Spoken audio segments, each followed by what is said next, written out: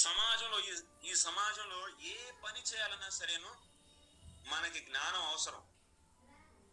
జ్ఞానం అంటే వస్తువులకు సంబంధించిన గాని, క్రియలకు సంబంధించినటువంటి కానిటువంటి సమాచారం, ఇది ఎంతో ఆవశ్యకం. లౌకిక జగత్తులో ఇది అవసరమే కదా? అవసరం. అదే విధంగా అలౌకిక జగత్తులో ఉన్నటువంటి వస్తువులు, కృష్ణుడు అంటే ఎవరు, దేవుడు అంటే ఎవరు, లేకపోతే దేవతలు అంటే ఎవరు, అసలు ఇది శక్తి అంటే ఏంటి, ఇట్లాంటి భక్తి అంటే ఏంటి, ఇవన్నీ అలౌకికమైనటువంటి విషయాలు, అలౌకికమైనటువంటి వస్తువులు. ఆ వస్తువులు సంబంధించినటువంటి జ్ఞానం కూడా మనకి కావాలి. అవునా కదా? కావాలి.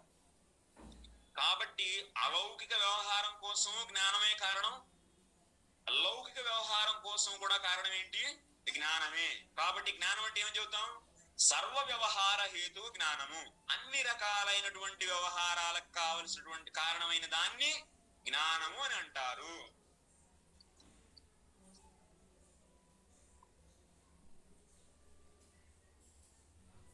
అన్ని రకాలైనటువంటి వ్యవహారాలకి కారణమైనటువంటి దాన్ని ఏమంటారు?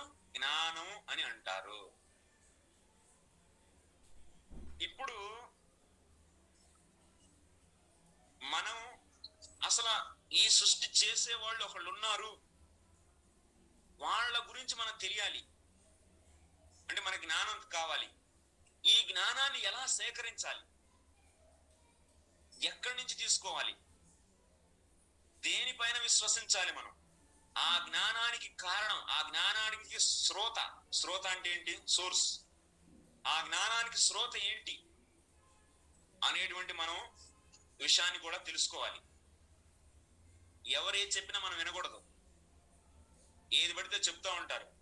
కృష్ణుడినే నమ్మాలి. ఎందుకు నమ్మాలి మనం కృష్ణుడిని? ఎందుకు నమ్మాలి చెప్పండి?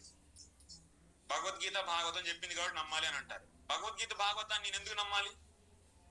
ఎందుకు నమ్మాలి? ఎవరిని అడిగితే ఏం చెప్తారు మీరు ఆన్సర్? సైంటిస్టులు ఒప్పుకోరు భగవద్గీత